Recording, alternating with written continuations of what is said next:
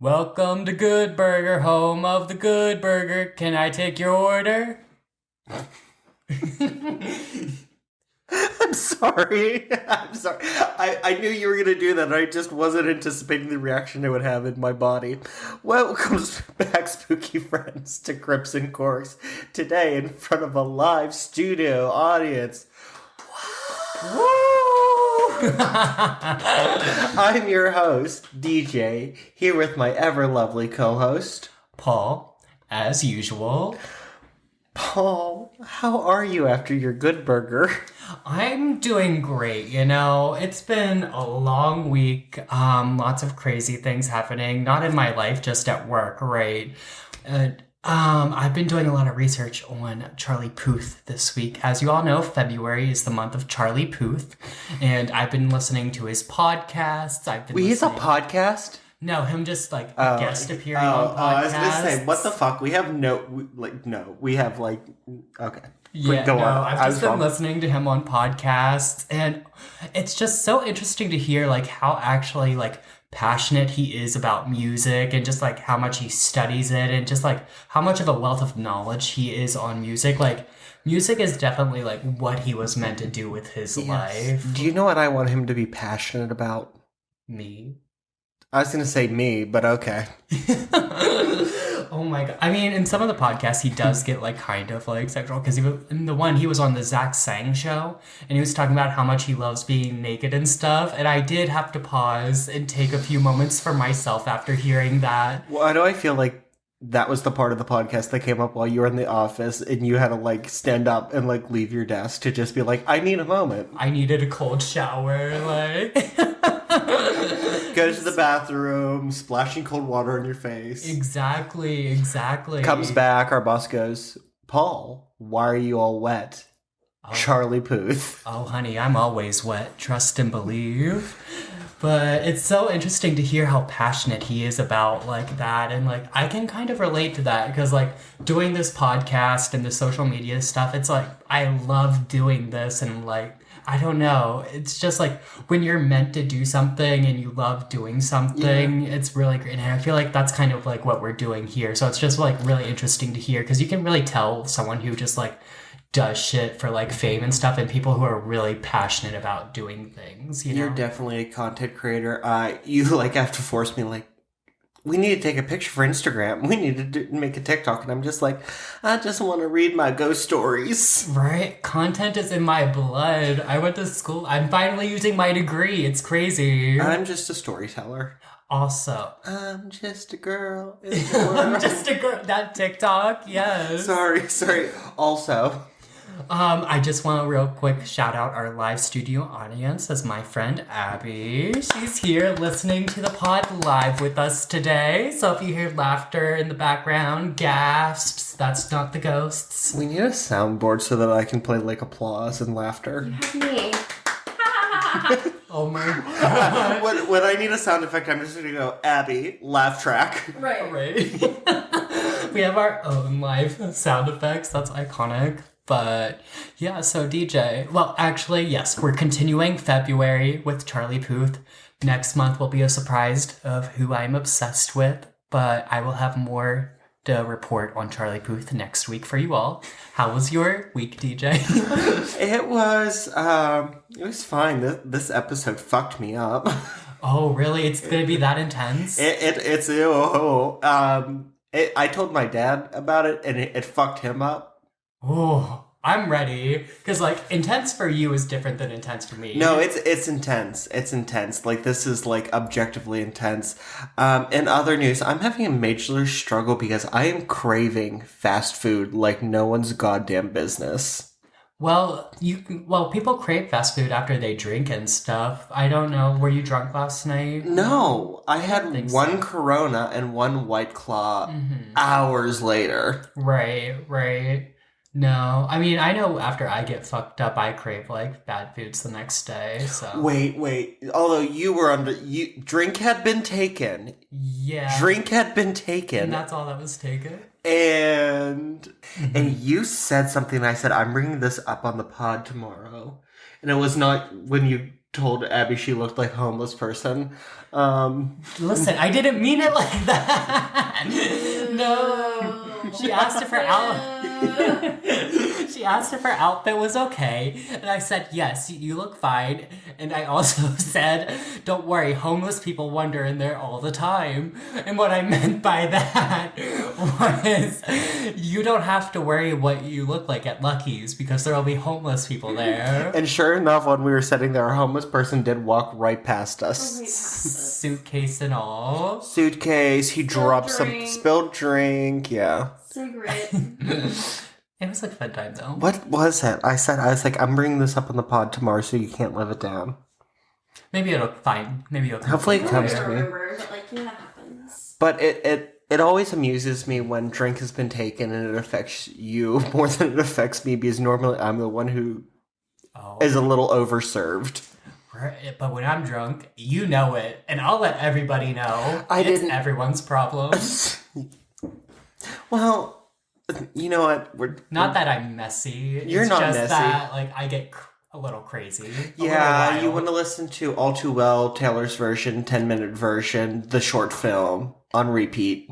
Listen, I don't do that anymore. We've moved past that. We have moved on to Maneskin and Charlie Puth and different... One of Your Girls by Troye Sivan. Anyway, shall we drink? Yeah, what are we drinking today, DJ? We're drinking...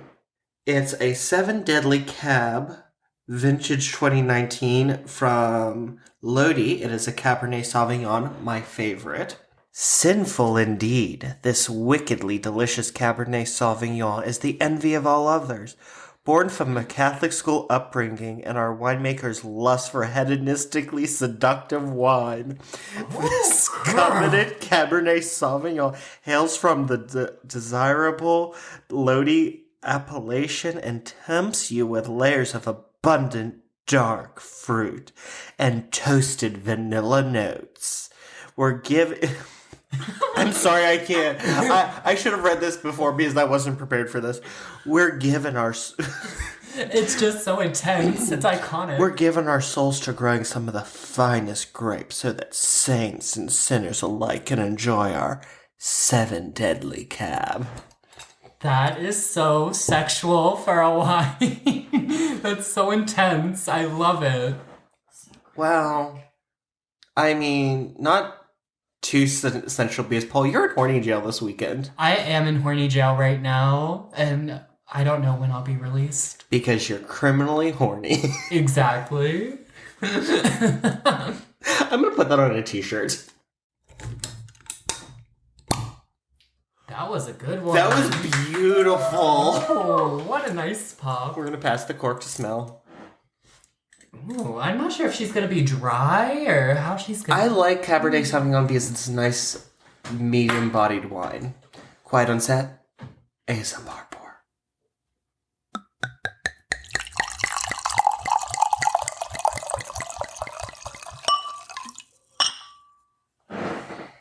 Thank you, Tom. Papaya. Coconut milk.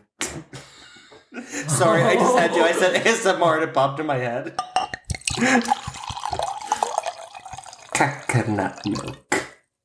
Jesus. What is that even from? And from a TikTok. Yeah. And you know, we're very gracious here in our studio. We give wine to our live studio. I'm going to put it on the table and let you... I was going to drop it if I handed it right to you. I'm fine. I don't have a problem. It's okay. All right. Cheers, y'all. That's good. I need to go to horny jail from that. That'll make your pussy throb, okay? 7 Deadly Sins. Is that the name of the wine company? 7 Deadly Cab. 7 Deadly Cab. What's the name of the winery? Lodi. Lodi. Lodi. They're good. This is really good. I love Cabernet Sauvignon. I even like reds. That's great. Oh, yeah. Isn't it? See, I like it because it's not too dry, but it's not overly sweet. Yes. It's just something enjoyable to drink. Very that. It would be good with the pasta, like most reds are, but... Do you know, this is going to sound so weird. That would taste really good with popcorn. Huh. Yeah. Interesting. Like, it's like not... I'm just thinking like the saltiness of the popcorn would go nicely with the flavoring of it. Okay. Maybe. Anyways, Paul, Abby, let me tell you a story.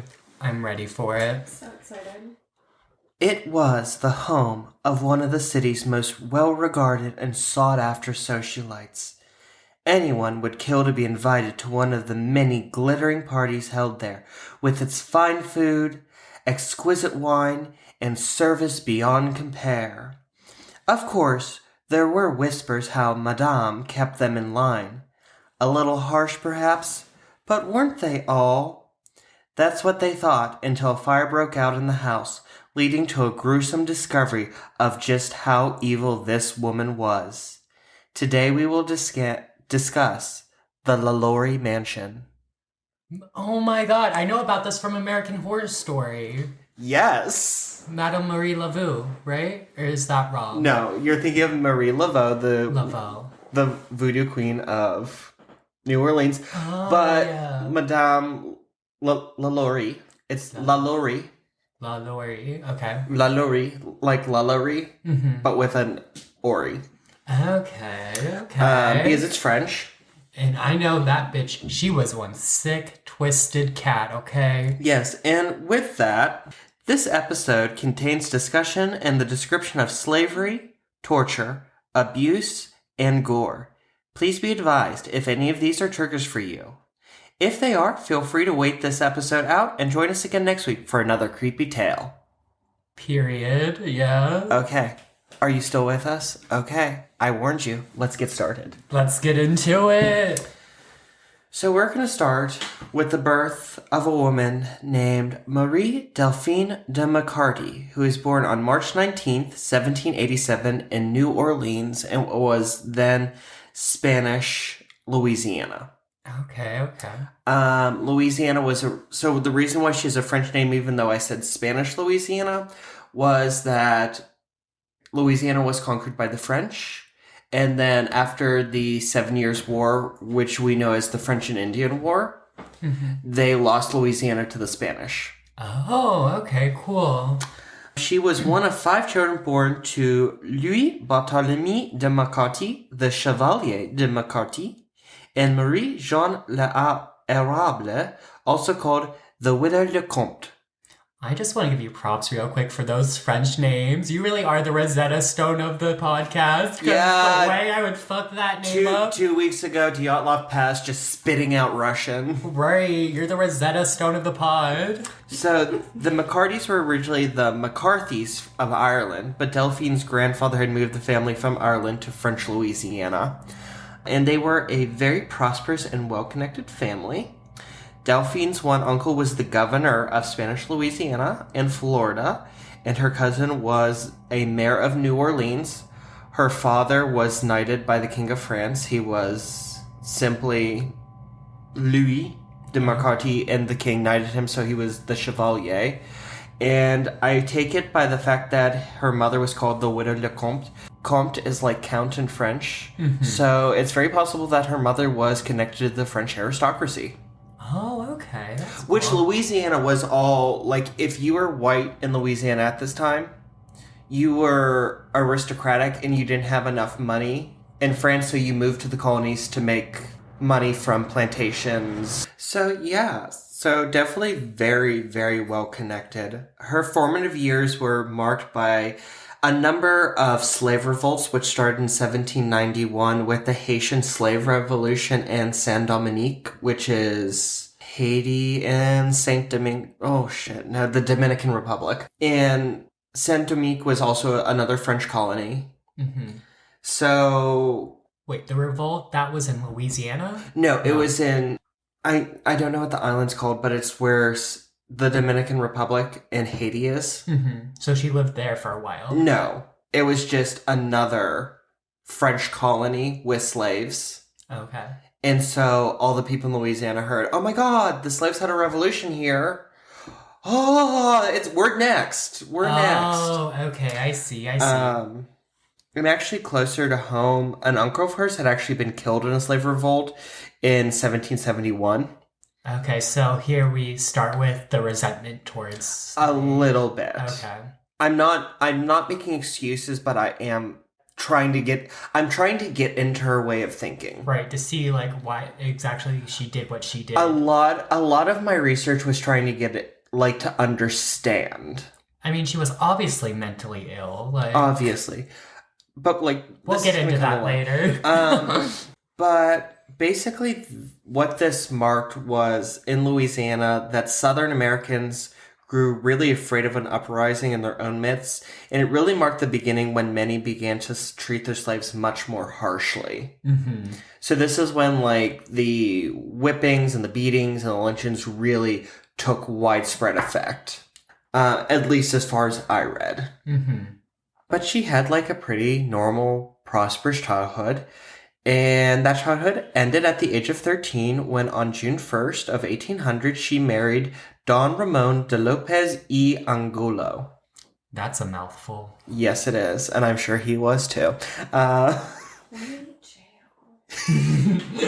Not a horny jail because, let me remind you, Delphine was 13 years old when she married Don Ramon. Oh my Very valid. god. Don Ramon was a high-ranking Spanish military officer, and he was so high-ranking that in 1804, when Louisiana became American territory, Ramon was appointed as the Spanish consul for the new American territory.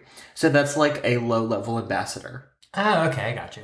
So, like, for New Orleans, he was, like, ambassador just for New Orleans. Oh, okay, very cool. To the, from Spain to them. So much To America. connection to wealth and Yeah. political power and just so much connection. And as such, he was actually called to appear at the royal court in Madrid and set out with his young, pregnant wife. Oh, she got pregnant real quick.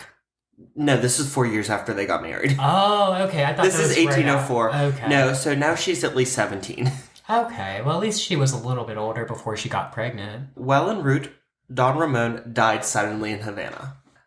We don't know if he was sick before, if this was something that he caught on the trip. I did hear through my research that Don Ramon had legal troubles. He was he was really dedicated to his job, but apparently, based on his station in life, he had to get Spanish royal consent to marry, and he didn't get that before he married Delphine.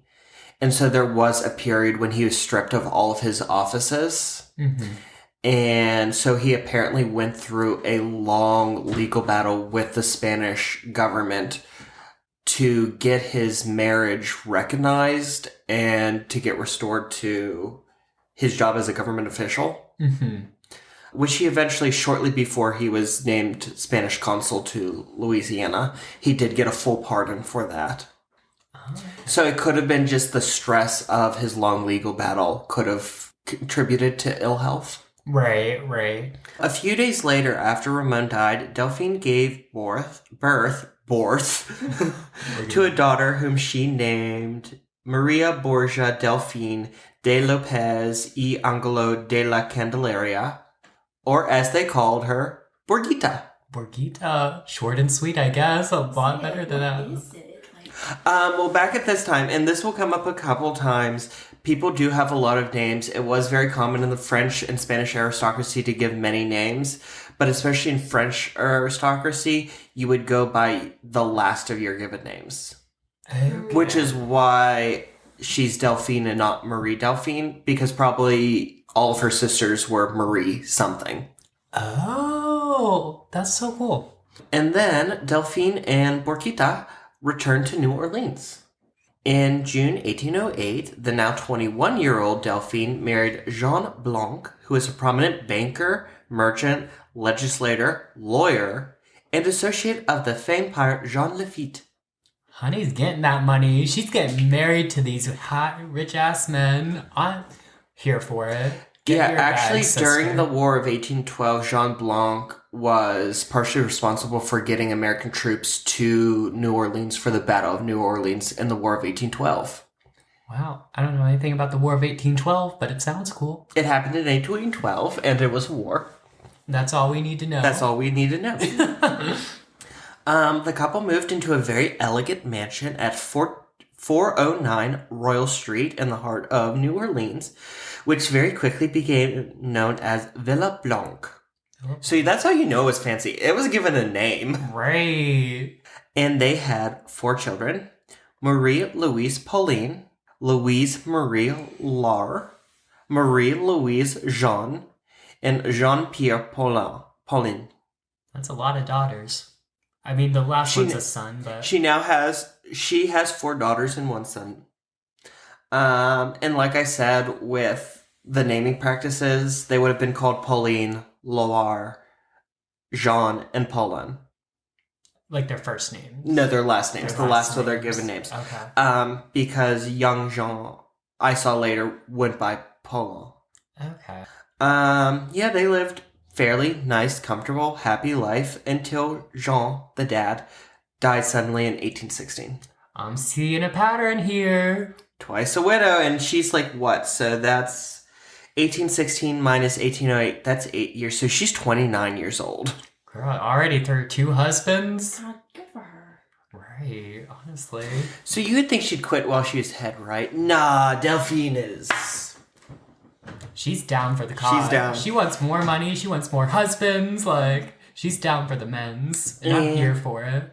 And on June 25th, 1825, Delphine married for the 3rd time to Louis Nicolas LaLaurie, a doctor 15 years younger than her, and became known as Madame LaLaurie.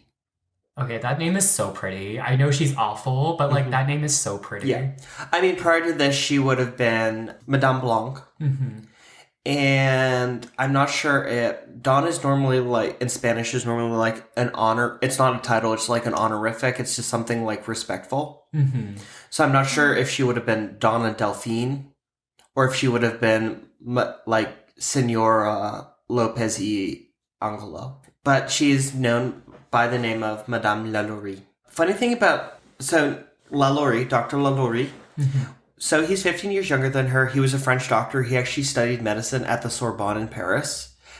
Very famous university in Paris. It's still in existence. Mm-hmm. He left full medical school and only completed certification in dentistry. Oh. But he came to New Orleans and he was like, I'm a doctor and my specialty is curing humps. What are humps? Like hunchbacks. Oh, he said, let me blow out your back, babes. I got you. My humps. My lovely lady humps. Oh my gosh. No. He came to be the hunchback, the savior, the hump master. I don't know. I'm making this up just to make it funny. You got a hunchback? I got you, babes. But remember that he had a fascination with fixing humps for later. Okay. It's not something easily forgotten. In 1831, she bought a property at 1140 Royal Street, which contained an unfinished house and had a large, elegant 2-story mansion with attached slave quarters built there. So she bought it herself. She bought it. Which she was very wealthy. I mean, being widow of 2 very wealthy, influential men, she got the money. Mm-hmm. They think LaLaurie married her for her money. I heard one story that she was pregnant with a 6th child who was the 2nd son by LaLaurie, and that they married 5 months after the son was born, but I only saw that in one source. We're just going to go with 5 children. All right. But yeah, she had like a lot of property. She was a businesswoman. As one does. Once it was completed, she moved in with her husband and 2 of her daughters, the 2 that were unmarried. Mm-hmm. Madame LaLaurie maintained a central role in the high society of the city. Remember, she's very aristocratic. Her family's very influential. And like when I say like, I hear this mansion was stunning. Like she spent a fortune on foreign antiques, Asian art, which like you couldn't really get it. But, like you had to like had it shipped over. Literally. You had to have it shipped over, and you had to like have it like, and like it wasn't like Amazon. Like it took months to get there. Right. And like only few people were going there, so like, it was like amazing. Like she was living like royalty. Right. And, like, everyone wanted to come to her parties, and everyone wanted her to come to their parties. She was the belle of the ball. Exactly. And actually, let me show you a picture of her. Okay, she's like... Wow. Okay. She was a pretty woman. I have a later picture of her from probably of, like, this period in her life. Get it, girl. Okay, why not? Like, she's still pretty. I like the other picture Right. better. Yeah. No, she's... okay. She's fine. But despite all of the glitz and glamour for life, she was not having very good time in her marriage to Dr. LaLaurie. In 1832, she actually filed for a legal separation from her husband, citing in court that he treated her in such a manner as to render their living together unsupportable.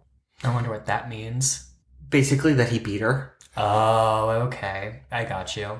Or that, like, yeah, it's, like, very, like, subtextual, like, he beat her. Yikes, that's not good. And she was actually supported by her son, Paulin, and two of her daughters. Like, they came forward as witnesses. Well, the mom probably has the money, so they were like, let us stick with mom. She's got the coins. But I where mean, dad's some if you're- poor-ass young kid. Not that your stepdad would ever beat your mom, but if she did, and she went to court about Oh, it. that's true. He's just their stepdad. Yeah, Okay, yeah. That makes sense. As far as, like, we're going to go with she has no children by this man. Okay, that makes sense.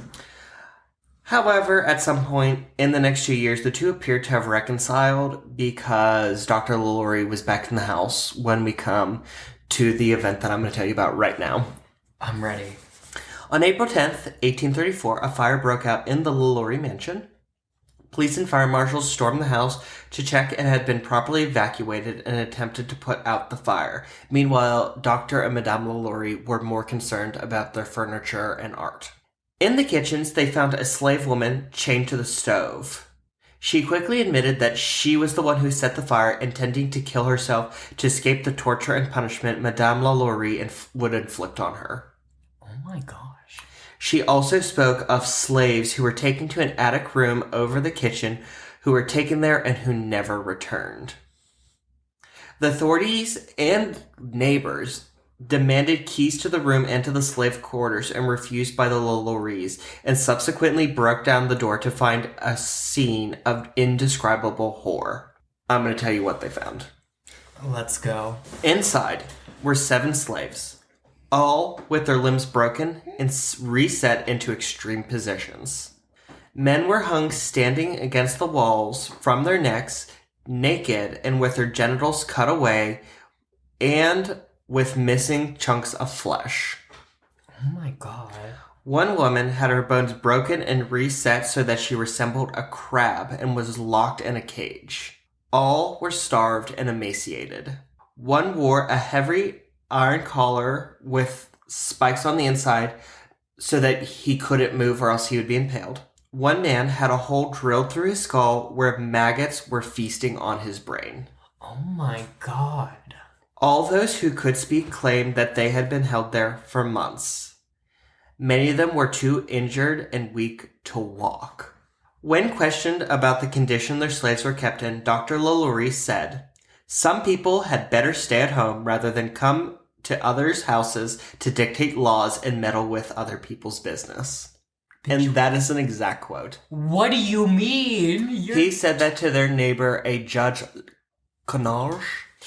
That's crazy. Who was actually the one who, like, he said, "I'm a judge, I'm ordering us, like, break down the door." Oh my gosh. I can't even imagine, even just like, let alone being like the person who had to endure that, but like just like even finding that would like scar you. Well, this was the very worst scenario unimaginably. This was not the first time Madame LaLaurie had been suspected of harming and mistreating her slaves.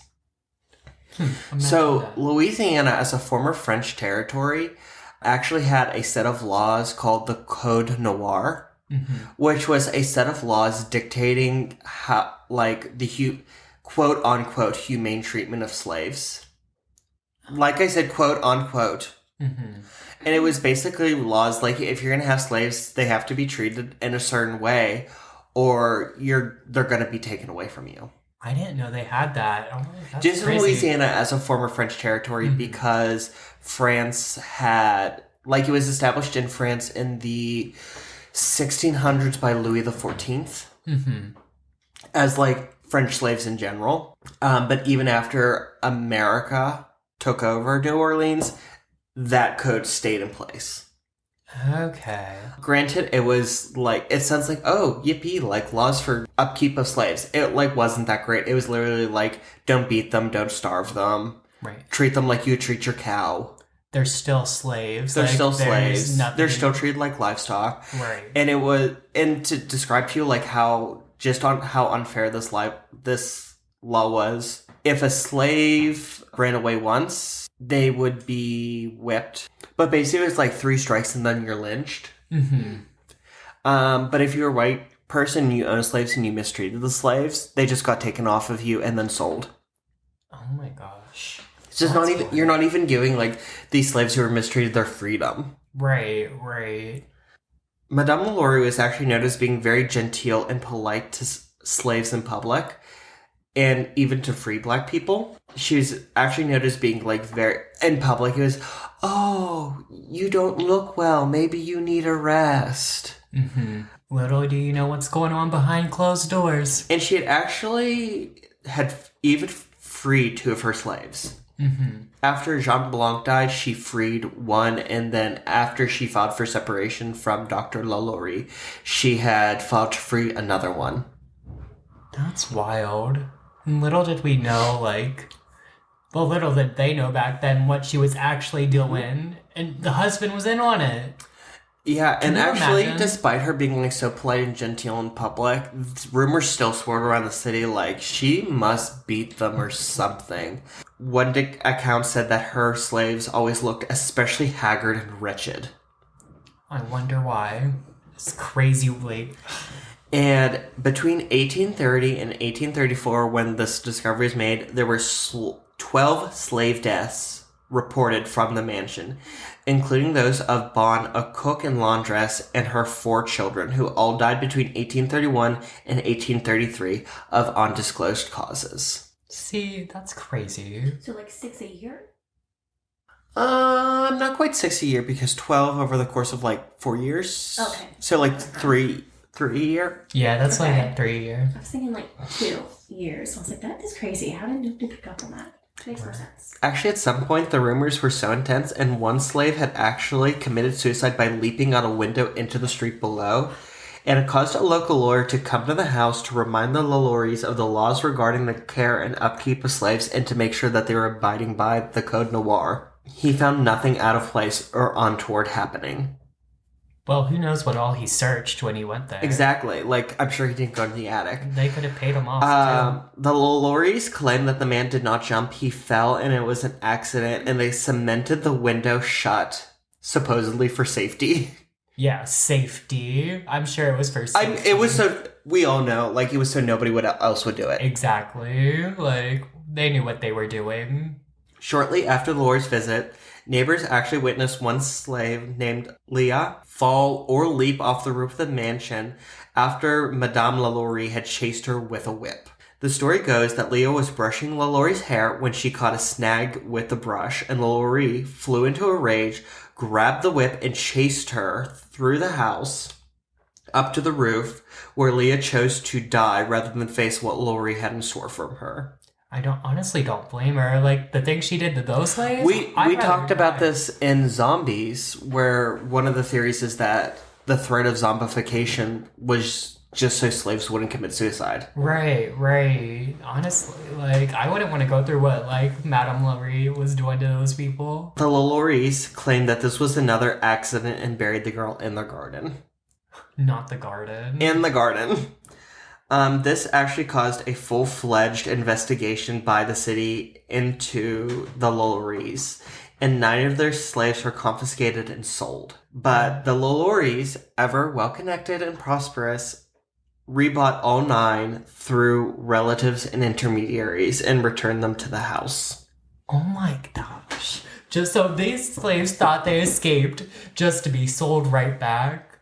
Oh, I would be sick if I were those slaves. Madame LaLaurie was so horrid to her slaves that she would even beat her own daughters if they attempted to feed or care for the wounds of the slaves that she tortured. Jeez. News of what was found in the mansion spread across the city like wildfire and drove people into an absolute outrage. A huge mob actually rioted around the mansion and laid siege into the home, destroying anything they could find. By the time that the police had dispersed the mob, the only thing left of the once grand home were the walls. Wild. Meanwhile, the slaves who were found were taken to the city jail and put on display where over 4,000 people came to ogle them. Like, just look at them? Or like... Yeah, it was just like, look at the terror that was happening here. That's... Like, if you don't believe the newspaper, come look. Oh my gosh. The fact they put those people on display after going through all of that, like, could you imagine, like, going through the worst experience of your life and then, like, okay, now we're gonna put you on stage so people can stare at you, like... See Crab Boy. Right! Like, Crab Lady. Crab Lady. Even better. Several weeks later, it was reported that 2 of the tortured slaves had indeed died, and authorities had dug up the yard of the home and found the remains of at least 2 further killed slaves, one of whom was probably Leah. Jeez. Meanwhile, Madame Delphine LaLaurie and her family fled New Orleans in fear for her life. The house had not even been completely searched before her and her family fled the city in a fast coach, and they caught a boat and sailed to Mobile, Alabama, before continuing on to Paris, where her mother and 2 of her sisters lived. So her mom just welcomed her back off that? Like, after hearing all that? Yes, and in 1842, her son Poland reported to a friend in a letter that his mother desperately wanted to return to New Orleans and was actively planning on it, but her children had to convince her that it was unwise. Yeah, because you're going to get mobbed. Like, which is really interesting. I would love to hear the mindsets of these people. Like, where the, like, line was for the people back in the days, like, how they're outraged of how she treated these slaves, but then, like, they're still, like, slaves. So, like, do they see these slaves as, like, people? Because I know back then there's it was, like... actually one theory, and it was that perhaps Madame LaLaurie... So remember, Madame LaLaurie was a businesswoman. She owned her own... Like, she ran her own businesses. Mm-hmm. And by businesses, I mean she probably, like, owned property and collected rent. Mm-hmm. And this was very much a time when women didn't do that. And so one theory is that maybe Madame LaLaurie did beat her slaves, but after the fire, those in power had basically made it seem like she did these terrible things in order to discredit her so that they could confiscate her assets. So that was, like, the out she was using? No, that's, like, one of the modern theories. Okay. My point earlier was, like, where is the line for these people back in the day? Like, okay, you support slavery, but, like... That's what I'm saying, is that, like, at that point, they would be using these tortured slaves to just further their end goal. I see what you're saying now. They were using it as, like, a political thing. Yes. Power move. That's awful that you would use something like that as a political move. I mean, it's not proved. It's just that because so much of there's not a single first-hand account from any of the slaves that were rescued from the home. Mm-hmm. That's crazy. And I bet shit like that happens today, too. Like, people using tragedies for, like, political gain. Yeah, this theory goes that she might have beat her slaves, but, like, nowhere near what later reports were. Mm-hmm. But that they basically were like, oh, yeah, like, she didn't just beat them. She was breaking bones and cutting chunks of flesh off them and da-da-da-da-da. Oh, my gosh. That's wild. Because, like, all we have is, like, newspaper accounts and local lore. And like you just said, we don't have the actual accounts from the actual slaves. I mean, they didn't really count them as people, so, like, why interview them? Yeah, and because there was no court case, we don't even have court records. Like, the Pendle witch trials, like, I was able to spout, like, accusations, like, this is what they said was done. Right. And that was, like, 2 centuries before this. Right. It just goes to show you, like, how crazy slavery was and how crazy, like, just America's history in general is. Like, they're not teaching you this stuff in high school, girl. No, and, like, that's the thing is, like, the people of New Orleans were, like, supposedly outraged by this, but they didn't, like, strengthen the Code Noir. And, like, even, like, with the story of the slaves being confiscated and her buying them back, there was no law saying she couldn't do that. Right. It was a loophole. So now she's going back to France? She's in France, and according to French records, Madame Delphine LaLaurie died there on December 7th, 1849, at the age of 62. Her body may have been returned to New Orleans, as in 1930, a cemetery worker found a cracked copper plate with the following inscription. Madame LaLaurie, née Marie Delphine McCarthy, décédée à Paris le 7 décembre 1842 à l'âge de... And it's cut off. And that means fuck bitches get money, yeah? That translated, that reads, Madame LaLaurie, born Marie Delphine McCarthy, died in Paris on December 7th, 1842 at the age of 60. And it's cut off. Oh, okay. I just wanted to show off my French.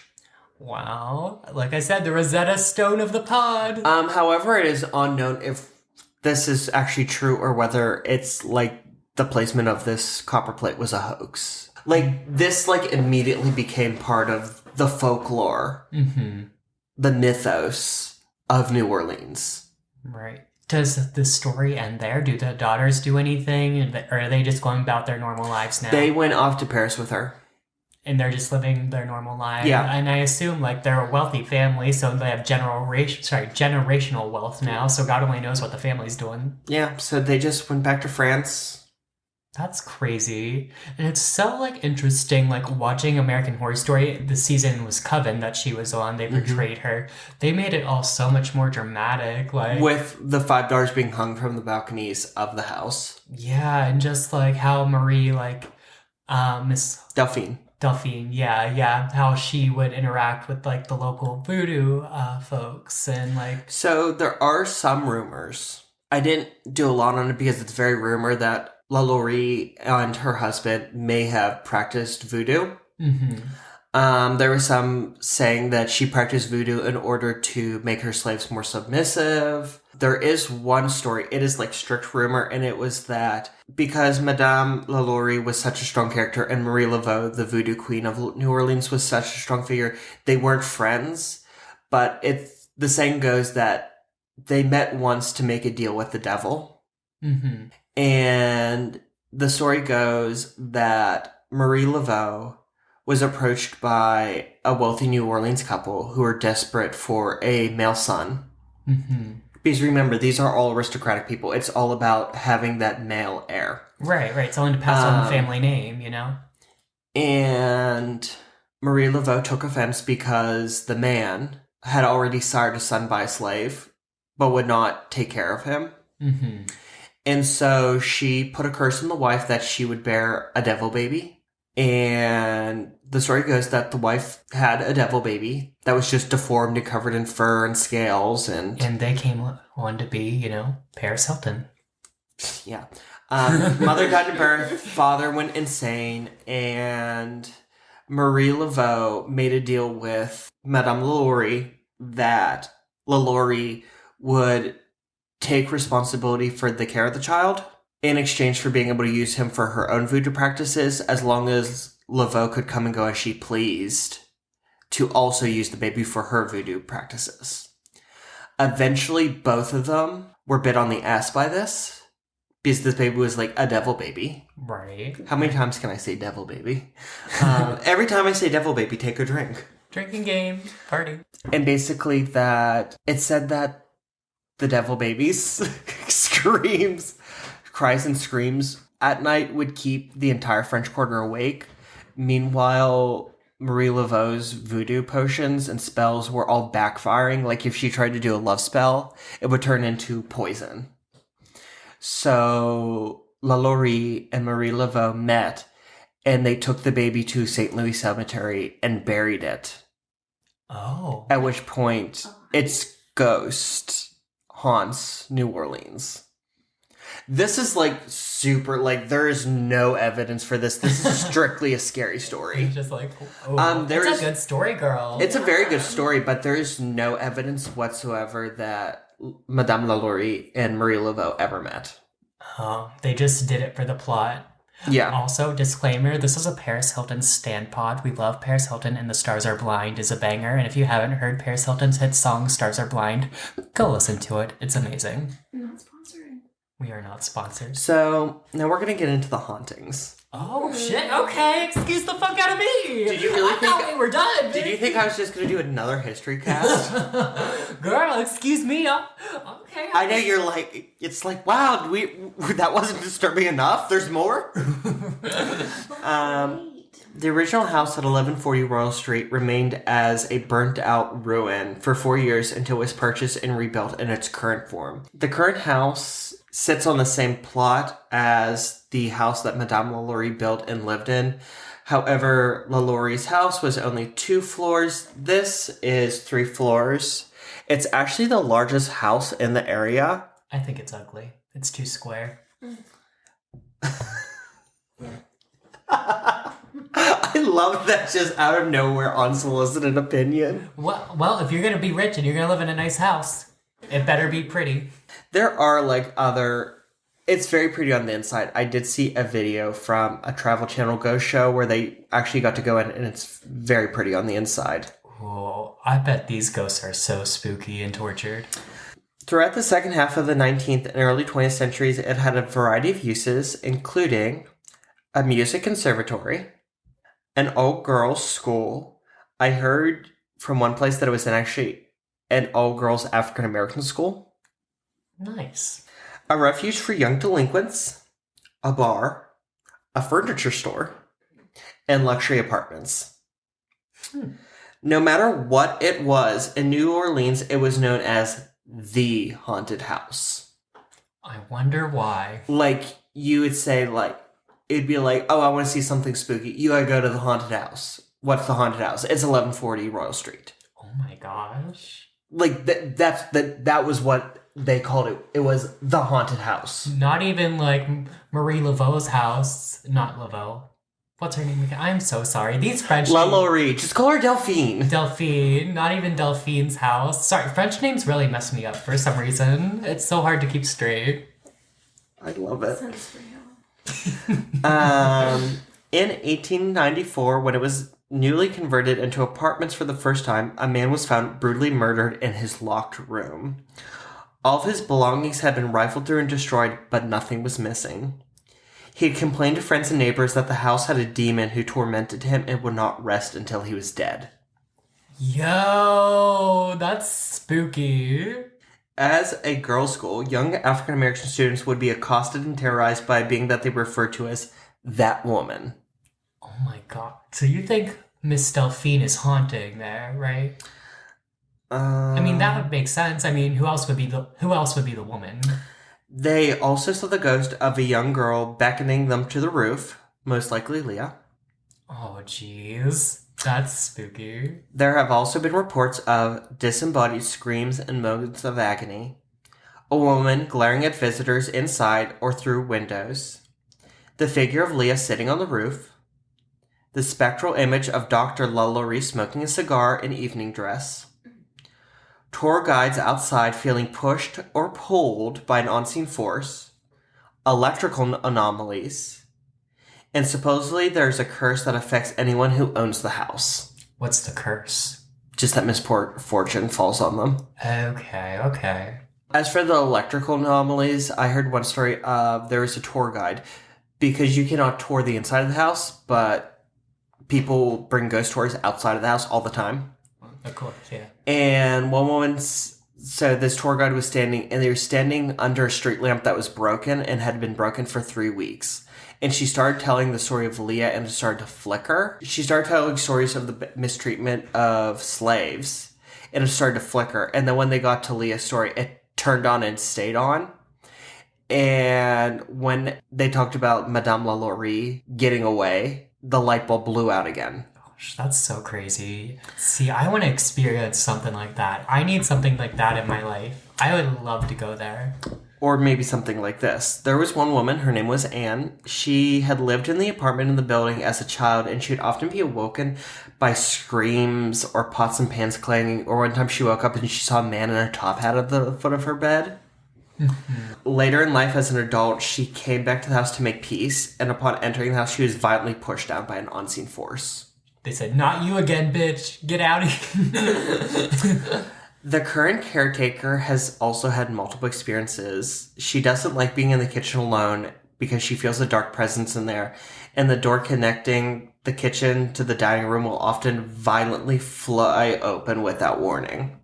Jeez, I can't even imagine the energy in that house. Like, and what really, really oaked me out was they have a room they call the secret room, and it's the former slaves' quarters. mm-hmm. And they've turned it, it's like this really weird because like there's the one like exposed brick wall, and then the other walls are like, it's very like red lighting. Mm-hmm. But there's a bed in there. And I'm like, first of all, secret room like this just feels like a sex dungeon. Right, the red Second lighting. of all, in the former slaves' quarters. Girl, why the bed? Like, for what? I mean, like, I guess it's like another, like a spare bedroom, but it's like behind a mirror. Okay. So they call it a secret room. Like, I'll show you the video later. Okay. In 2007, the famous film actor Nicolas Cage bought the LaLaurie mansion. Not Nicolas Cage.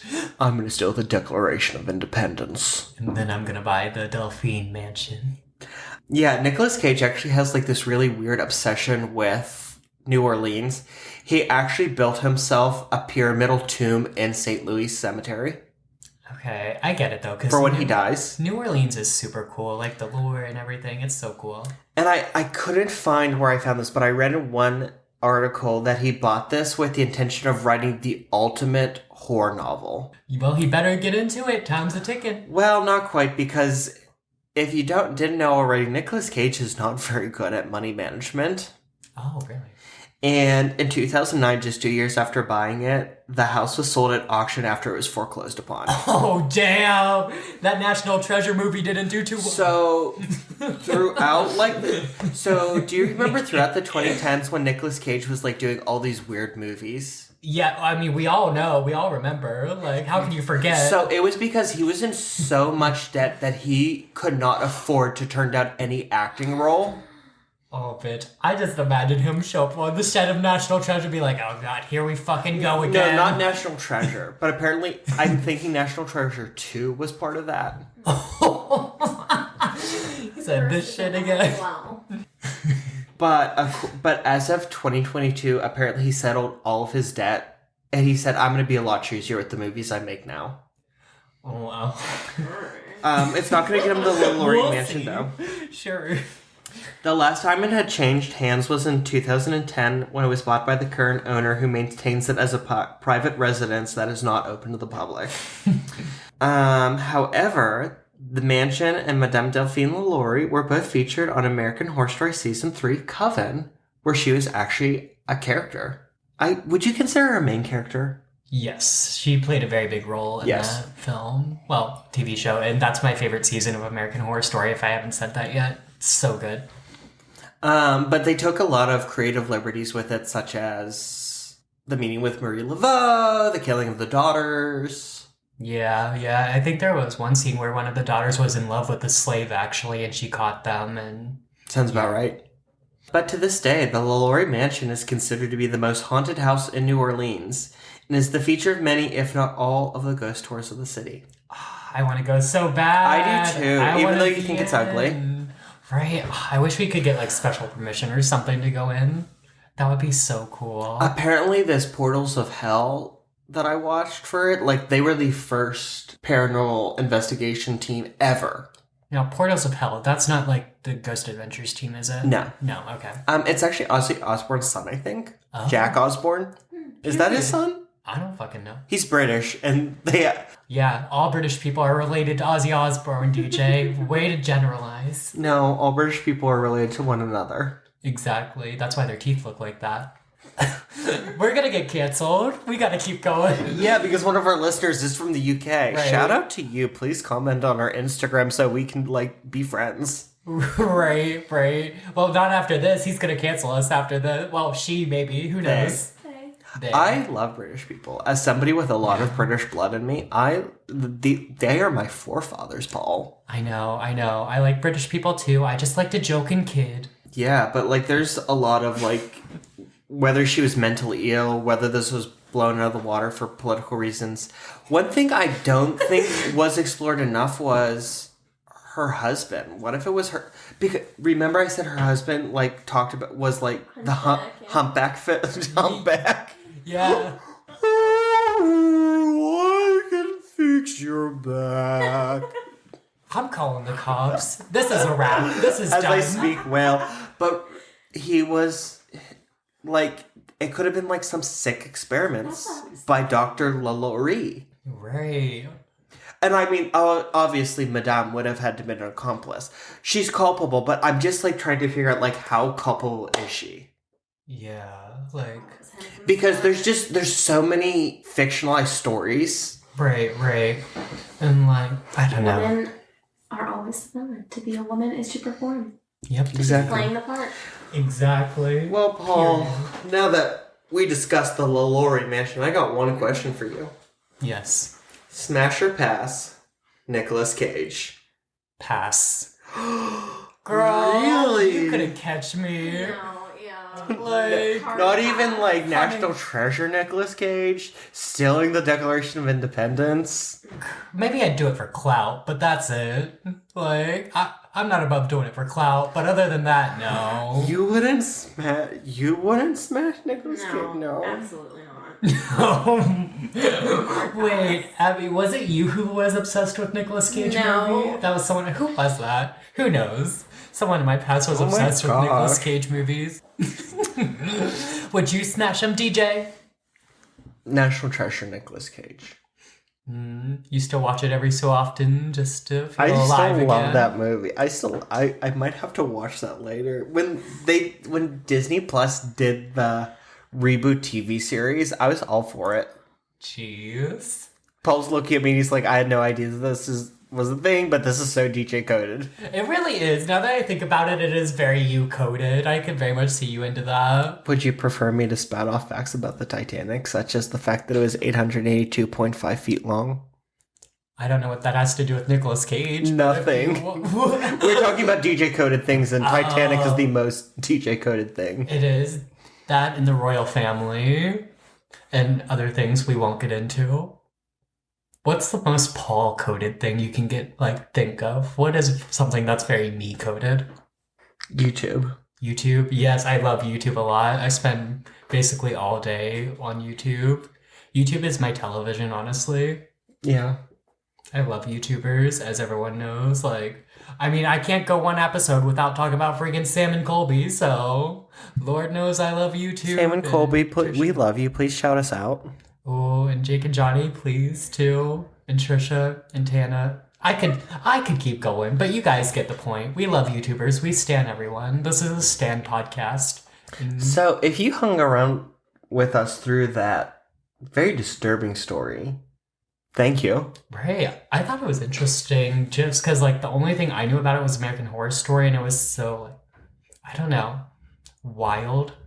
And also, I want to know what happened to their family, because, their bloodline had to have kept going. And I bet, this generational wealth they have, they're probably, powerful people in France or something, and they probably, changed their last name or something, so they're not associated with the Delphines or Marie or whoever, not Marie, Madame Delphine, or... I'm not going to get this name right. You guys know who I'm talking about. So there is no documented evidence of any direct descendants of Madame LaLaurie. Her family line is believed to have ended without any known descendants. Mm-hmm. Sure. Yeah. Wake up, sheeple. They're among us. And on that note... As I'm, looking at family trees. That's fine. All right, guys. Do you have anything for the good and welfare, DJ? Yeah, please, on February the 10th, listen to our live stream on Facebook and Instagram. We're going to do it for National Singles Awareness Day. I mean, Valentine's Day to, you normies. Right. We're going to do Valentine's Day cocktails, and we're going to do a fun little... it's going to be a normal episode followed by a question and answer session. Yeah, it's going to be a good time. So, while you're getting ready to go out with the gals, turn us on, give us Stay in, don't go out. It's so, you don't, bring the girls in. You don't have to go out for Valentine's Day. That's, nah. Right, just stay in. Order a Vicelli's pizza. Drink some 7 Deadly Cab. Yeah, this wine really is good. This wine... It'll get you there. It'll make your pussy If you feel- live in a region that does not have a Vicelli's, you can get a DiGiorno. Right, DiGiorno's fine. Sometimes you gotta make do. Hashtag not sponsored. Honestly, DiGiorno, they say it's not like delivery. No, they say it's not delivery, it's DiGiorno. And that's tea, because delivery is a lot better, honestly, at the end of the day. I mean, one regular DiGiorno is the size of a small delivery pizza. And it's really not as good as delivery. For the cost of a large. Yeah, it's not as good as delivery either. Let's be real. Delivery is the best. I don't know what they do to that pizza, but minus Domino's. Domino's isn't the best.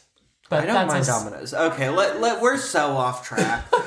Don't forget to like, subscribe, and comment. Please, if you listen to us on Apple Podcasts, please be sure to give us that rating and leave a comment so that we can help build this community. Same thing on Spotify. If you have friends, families, coworkers, the lady who walks your dog, who likes a weird mix of comedy and creepy, please tell them about it.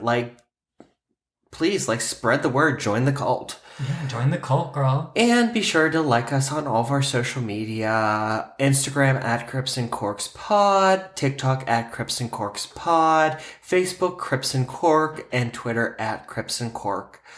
If you have personal stories or if you have episode suggestions, please email us at cryptsandcorks@gmail.com.